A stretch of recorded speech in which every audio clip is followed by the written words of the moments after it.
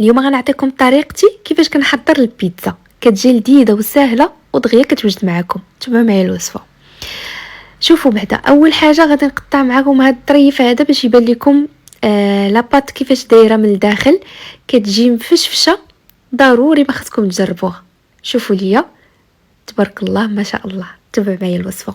بالنسبه للعجين غادي نحتاجو زلافه ديال الفينو، جوج زلايف ديال الدقيق، غناخدو الزعتر معلقه كبيره، ملحه، معلقه الخميره الفوريه، معلقه ديال العسل، جوج معالق كبار حتى 3 ديال زيت الزيتون. كنبسبسو الخليط ديالنا ومن بعد كندير واحد الخماره ديال الحلويات من فئه 8 غرام والماء دافي باش غنعجنو العجين.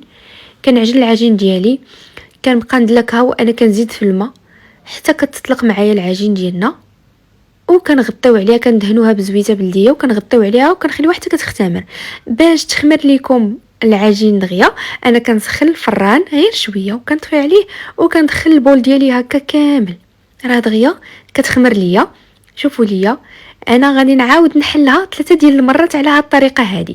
كنبدا نحيد داك الفراغات ديال العجين كما كتشوفوا، والثالثه عاد كنقرصها كما كتشوفوا. كنخمرها 2 ديال المرات صافي. هنا كناخد العجين قسمتها على 2، كنبسطها وكنتقبها هكا كما كتشوفوا. بالنسبه لاصوص ديال البيتزا ديجا حضرتها معكم في الفيديو اللي صاوبت معكم ديال صلصه الطماطم.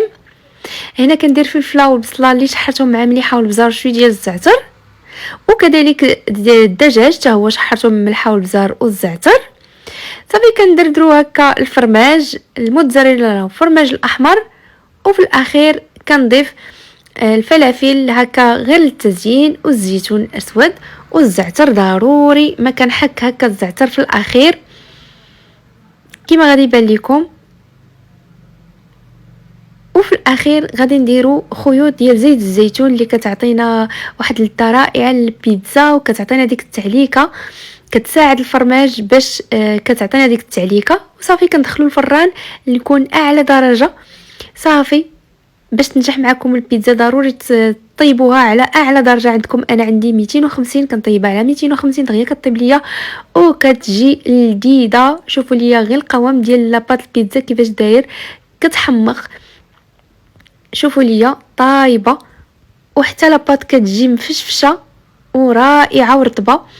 كنتمنى الوصفه ديال اليوم تكون نالت اعجابكم. ما تنساونيش في التشيعات وفي اللايكات الى عجبكم الفيديو، بارطاجيوه وبالصحه والراحه.